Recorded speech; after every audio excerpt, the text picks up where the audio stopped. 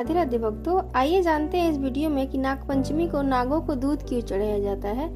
नाग पंचमी पर नाग देवता की पूजा करने से आपको उत्तम लोक की प्राप्ति होती है और सर्पदंश का भय दूर होता है।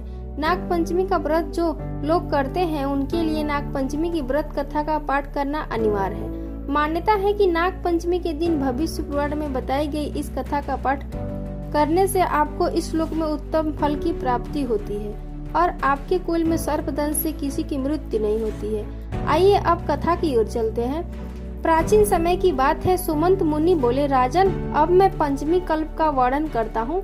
पंचमी तिथि नागों को अत्यंत प्रिय है और उन्हें आनंद देने वाली है। इस दिन नागलोक में विशिष्ट उत्सव होता है।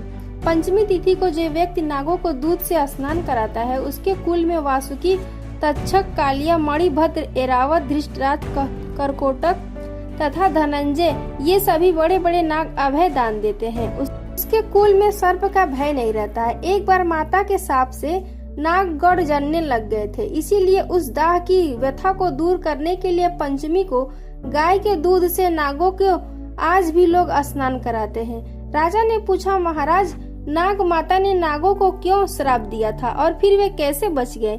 इसका आप विस्तार पूर्वक वर्णन करें। सुमंत मुनि ने कहा, एक बार राक्षस और देवताओं ने मिलकर समुद्र मंथन किया और उसमें से एक उच्च स्वरा नामक अश्व निकला। उसे देखकर नाग माता कद्रू ने अपनी बहन बिंता से कहा कि देखो, यह अश्व श्वेत वर्ण का है परंतु इसके बाल काले दिख रहे हैं। तब बिंता ने कहा, यह अश्व न तो श्वेत है, न काला है और न ही लाल है। यह सुनकर कद्रू ने कहा, मेरे साथ साथ करो कि यदि मैं इस अश्व के बालों को कृष्ण वर्ण का दिखा दूं तो तुम मेरी दासी हो जाओगी और यदि नहीं दिखा सकी तो मैं तुम्हारी दासी हो जाऊंगी। बिंता ने यह शर्त स्वीकार कर ली। अगले दिन कद्रू ने अपने पुत्रों नागों को बुलाकर सब वृत्तांत उन्हें सुनाया और कहा, पुत्रों, तुम अब अश्व के बाल के समान सूक्ष्म होकर उसके शरीर में लिपट जाओ जिससे यह कृष्ण वर्ण का दिखाई देने लगे, ताकि मैं अपनी बहन बिंता को जीतकर उसको दासी बना सकूं। माता के इस वचन को सुनकर नागों ने कहा कि माँ, यह छल तो हम लोग नहीं करेंगे, चाहे तुम्हारी जीत हो या हार। पुत्र का यह वचन सुनकर कद्रू ने कहा, तुम लोग मेरी आज्ञा नहीं मानते हो, इसीलिए मैं शाप देती हूँ कि पांडव के वंश में उत्पन्न राजा जन्मेजय जब सर्प यज्ञ करेंगे तब उस यज्ञ में तुम सभी अग्नि में जल जाओगे।